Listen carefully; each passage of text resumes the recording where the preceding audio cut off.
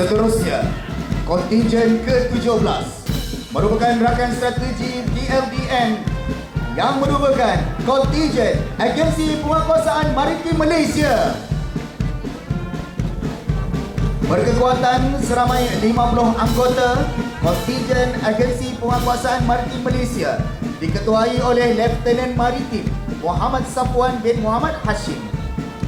Mereka merupakan barisan hadapan dalam penguatkuasaan undang-undang di perairan negara demi menjamin keselamatan dan kedaulatan maritim. Berdiri sebagai lambang keupayaan tempur maritim yang unggul.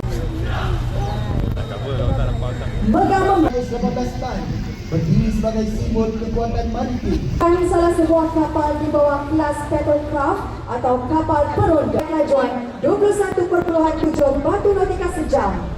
Kapal ini dilengkapi radar India-band dan bot RHIB yang mampu melaksanakan operasi pemantauan dan intersepsi sehingga 7 hari di laut. 13. Bot ini dilengkapi persenjataan 12.7 mm